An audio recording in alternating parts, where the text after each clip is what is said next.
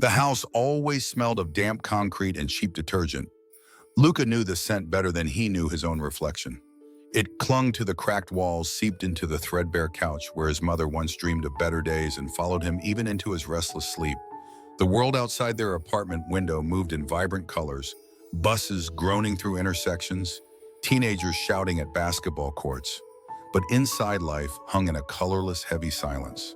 Luca was born into absence, a father who disappeared before he could form memories, a mother who wore exhaustion like a second skin, and a neighborhood that learned early how to chew up kids like him and spit them out colder than they ever deserved to be. He realized he was different before he even had words for it. While other boys bragged about girlfriends and fought over sneakers, Luca found himself quietly tracing patterns in the condensation on windows, wondering why he felt like a mistake stitched together wrong. By the time he turned 13, the whispers had started, soft, not right. They said it when they thought he couldn't hear. They said it even louder when they thought he should. The only person Luca ever wanted to impress was his younger brother, Alex. Alex, who was everything Luca wasn't confident.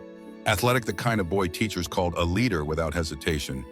Luca worshipped him in the small, secret way that older siblings do. Half protective, half aching to be accepted.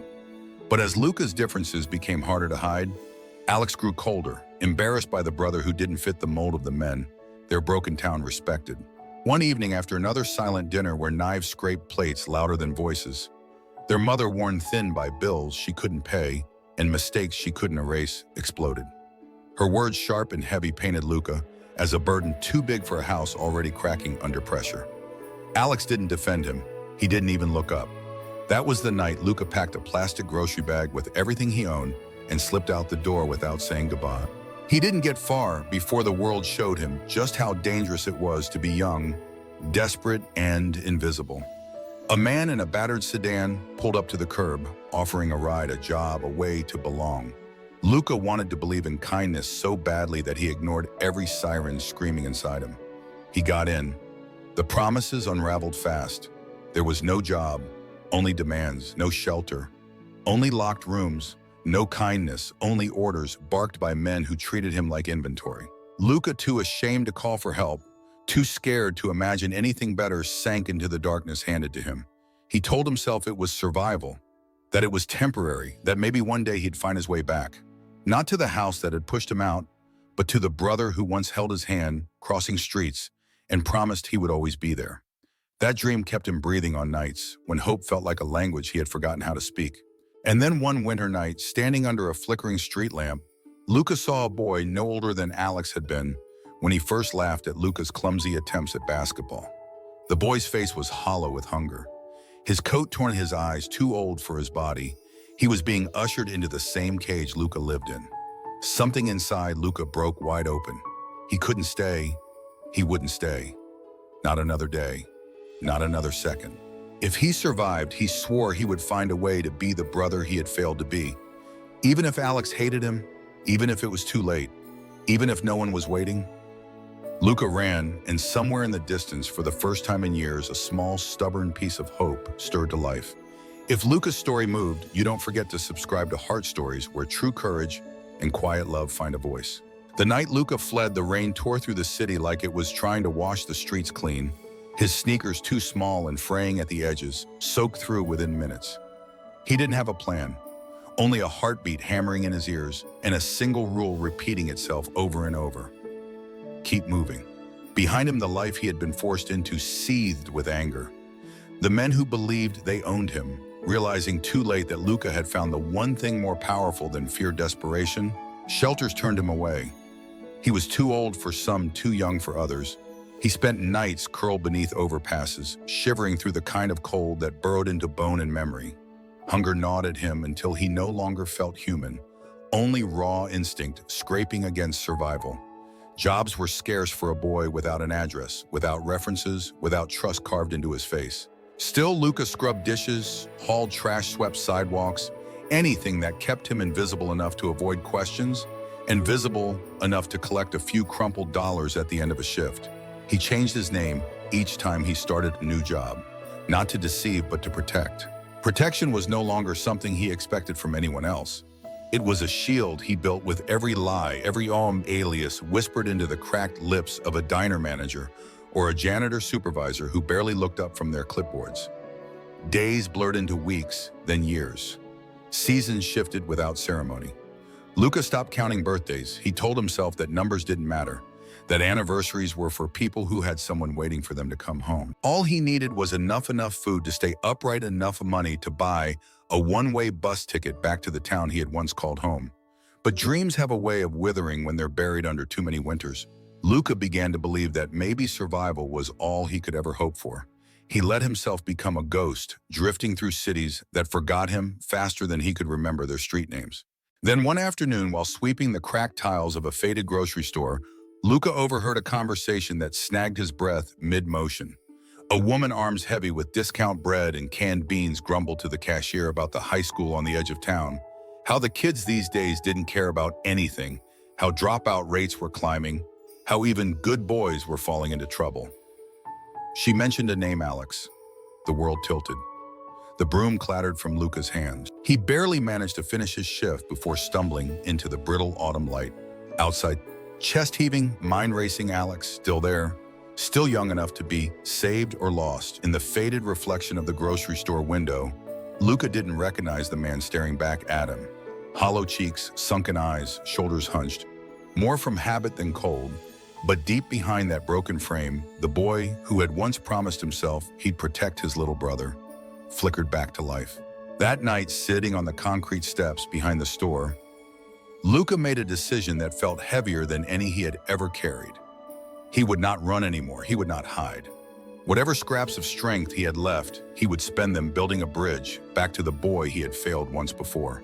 He found a job washing dishes at a diner 2 towns over, far enough to avoid the gossip that trickled through small places, close enough to watch from a distance.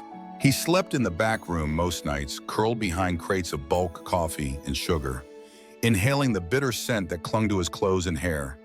Each week, he tucked away a handful of crumpled bills, sending anonymous payments to the school toward Alex's overdue lunch accounts and textbook fees. It wasn't enough to erase the years. It wasn't enough to ask for forgiveness. Luca didn't dare dream that Alex would even remember him with anything other than shame. But it was something. It was a start.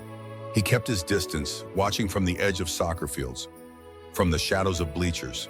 He saw Alex stumble through adolescence with the same recklessness Luca had once carried. He saw the wrong friends start to orbit him, heard the rumors of parties and trouble, and he saw with a sickening familiarity the telltale signs of the same predators who had once spotted Luca's hunger and loneliness, like blood in the water. Fear gripped Luca harder than the cold ever had. He knew that path. He knew where it ended. He would not let it claim his brother too. The night Alex staggered out of a liquor store parking lot, half dragged by men twice his age, whispering promises into his ear, Luca didn't hesitate. He stepped out of the shadows he had lived in for so long and pulled Alex back, literally yanking him from the jaws of a future he wouldn't survive. Alex, too dazed to recognize him, shoved Luca away, cursed him, disappeared into the night with a bruise blooming across his cheekbone. Luca let him go. Because sometimes saving someone doesn't look like a rescue. Sometimes it looks like waiting on the curb broken open, hoping that when they finally turn around, someone will still be standing there. The town looked smaller than Luca remembered, as if years of absence had shrunk its edges and worn its colors thin. He moved through familiar streets like a ghost, invisible among faces that once knew his name. Every cracked sidewalk, every flickering street lamp seemed to whisper stories he no longer belonged to. He didn't go back to the apartment where his mother and Alex lived. Some walls were better left undisturbed. Instead, Luca found refuge in a shelter at the edge of town, trading privacy for a roof's silence for safety. He worked wherever hands were needed, hauling lumber at construction sites, scrubbing floors at a diner whose owner paid in crumpled bills and second chances. But Luca hadn't come back to reclaim his place. He had come back to protect what little family he still had. Even if from afar, Alex had changed. Gone was the boy who used to race barefoot down summer streets, who used to dream aloud about scholarships and escape. In his place stood a teenager, hardened too early, his laughter sharper now edged with bitterness. He drifted through school corridors like a shadow drawn to crowds that spoke in threats and promises. Luca recognized too well. From a distance, Luca watched when Alex's sneakers split at the seams, Luca found a way to leave a new pair by the locker room door unsigned. When rumors circled about unpaid fees threatening to block Alex's graduation, anonymous payments found their way to the school office. When Alex stumbled, Luca was there, not in sight, but always in reach. It wasn't gratitude Luca sought. It was redemption. He bore the cold stares, the muttered insults about people like him, the invisible weight of being unwelcome. Pride had no place in this fight. Love didn't need applause, but danger.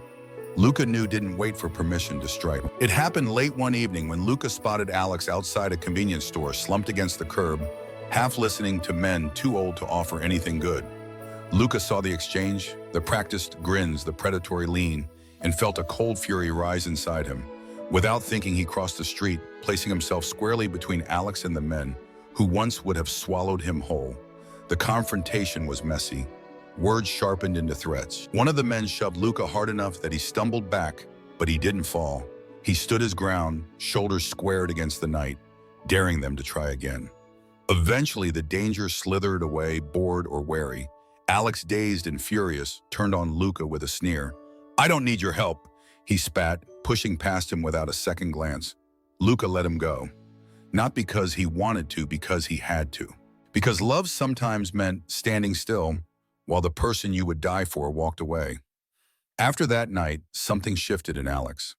Luca saw it in the small things, how Alex stopped showing up at the worst corners of town, how he started turning in assignments on time, how the bitterness in his laughter faded to something quieter, sadder but cleaner. The distance between them didn't close overnight. Luca didn't expect it to. Some bridges had to be rebuilt, stone by stone, apology by apology, without guarantees that anyone would ever cross them.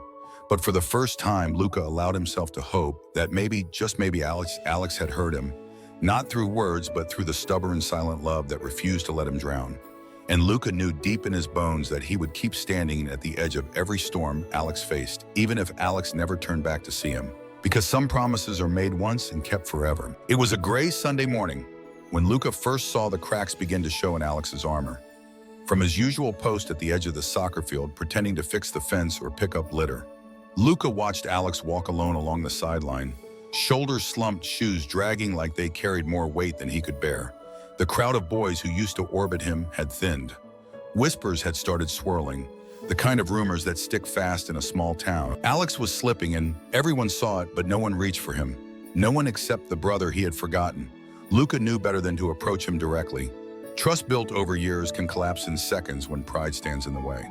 So he continued his silent campaign, paying for new sneakers when Alex's soul split open, dropping off job applications at the garage, where Alex had shown interest in working. Convincing the old coach to give Alex one more chance on the team without revealing why, still Luca could feel the distance between them pulsing like a fresh wound. Every time Alex brushed past him in town without recognition, every careless insult about people like that hurled in crowded hallways, Luca swallowed the ache and reminded himself, this isn't about being known, this is about being there. But the day Alex nearly slipped beyond reach, the silent war Luca fought could no longer remain in the shadows. It happened on the cracked sidewalk outside a bar, too cheap to check IDs. Luca headed home from the night shift, caught sight of Alex being cornered by two men whose smiles were too wide, whose hands lingered too long. Luca knew those smiles. He had memorized their sharpness years ago without thinking. Luca crossed the street, the world narrowing to the fragile boy he once promised to protect.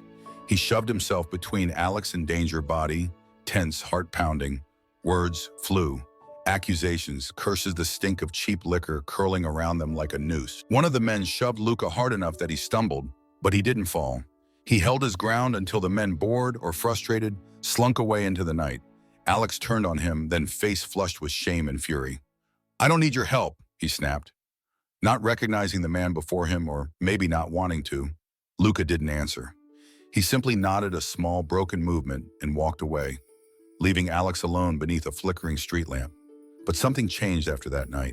A fracture in the wall Alex had built. Luca saw it in the way Alex started showing up to work on time at the garage, in the way he kept his head down at school, no longer chasing after the validation of boys who saw him as disposable. Weeks passed, seasons shifted. Luca remained at a distance, steady as the tide. Then came the day of the senior awards assembly. Luca stood pressed against the back wall of the gym, his clothes smelling faintly of soap and kitchen grease. He hadn't planned to come in soon, but something heavier than fear anchored his feet to the floor. He watched as names were called, as scholarships were handed out, as proud parents wiped tears and clapped so hard their palms turned red. When Alex's name echoed through the gym, Luca's heart clenched so tightly he thought he might collapse under the weight of it. Alex climbed the stage, his walk unsure. He accepted his diploma with a stiff nod. Then, unexpectedly, he took the microphone from the principal's hand. The room shifted. A low hum of confusion buzzed through the crowd. Alex stood there silent for a long breath, scanning the faces before him. Then his voice cracking, but clear, he said, "There's someone here who doesn't think he deserves to be seen. Someone who saved me even when I didn't want to be saved. Someone I owe everything to, but was too stupid to thank." He paused, eyes shining with something raw and unpolished. "I know I made it hard. I know I hurt you. But if you're out there, if you're still here, I see you now, and I'm sorry." Silence wrapped around the gym, heavy and sacred. In the far corner, Luca froze, his breath caught in his throat. His legs threatened to give way. He wasn't sure how his feet moved, only that somehow, impossibly, he found himself stepping forward, every eye in the room turning toward him. Like the slow blooming of sunlight after a storm, Alex met him halfway down the aisle. No more shame, no more distance, no more pretending. In front of the town that had once whispered about them both, Alex pulled Luca into a hug, so fierce it knocked the air from his lungs. It didn't erase the past, it didn't fix every scar, but it was enough. For the first time in years, Luca let himself believe that maybe he had found his way home after all. Graduation day dawned warm and bright, the kind of rare morning when even the most battered corners of town looked a little softer, a little less broken. The old high school gym, draped in creased banners and fading blue streamers, buzzed with energy as families poured in their arms, full of flowers, cameras, and dreams bigger than their small-town roots. Luca arrived early, slipping through the side entrance and taking a seat in the very back row. His hands were rough and calloused from months of work, his clothes plain, but he sat tall, his heart beating so loudly it seemed to echo off the metal bleachers. He didn't expect a recognition. He didn't even expect a glance. Being there silently was enough. But Alex had other plans. When Alex's name was called, Luca watched him stride across the stage, shoulders squared not with arrogance but with quiet resolve. The boy who had once stumbled in every direction now stood steady, proud in his own skin. As applause swelled around them, Alex stepped up to the microphone once more, his fingers trembling slightly against the cool metal. He searched the crowd until his eyes found Luca's. He didn't hesitate this time. "My brother saved my life," Alex said, voice thick but strong. "Not by being perfect, not by being what the world expected, but by loving me even when I didn't deserve it. Luca, I wouldn't be standing here without you." For a long moment, no one clapped, no one whispered. The room seemed to hold its breath, wrapped in something too tender for noise. Then a wave of applause rose raw and real, not for the grades or the certificates, but for something deeper, for the invisible battles fought in quiet corners, for the wounds hidden beneath smiles, for the love that refused to let go. Alex hopped down from the stage and walked straight toward Luca, weaving through the crowd without looking back. He reached him and without a word pulled Luca into a hug. Not the brief, awkward kind men sometimes share. This was different. It was the kind of embrace that says, "I know what you sacrificed, I know what it can, and I see you now." Tears blurred Luca's vision as he clung back, years of pain, shame, and unspoken hope crashing through him all at once. When they finally pulled apart, Alex pressed something into Luca's hand. It was a simple key, a battered thing attached to a tag that read, "Home." "I found us a place," Alex said, voice low. "If you want, we can build it together." Luca couldn't speak. He simply nodded, holding the key like it was the rarest, most sacred thing he had ever been given. They left the gym side by side, the doors swinging wide to reveal a world washed in sunlight. There was no parade, no grand announcement. Only two brothers walking into a future they would build from the shards of the past, one step at a time. Luca had once believed he would only ever be a shadow. Now he realized he had become the light guiding someone else home, and somewhere deep inside a voice he had long thought silenced whispered back, "You are enough." Have you ever been saved by someone who refused to give up on you even when you thought you didn't deserve it? Or have you ever been that person for someone else? We would love to hear your story. Share it in the comments below. If Luca's journey moved you, don't forget to subscribe to Heart Stories, where stories of unseen battles, unconditional love, and quiet victories are told one heart at a time.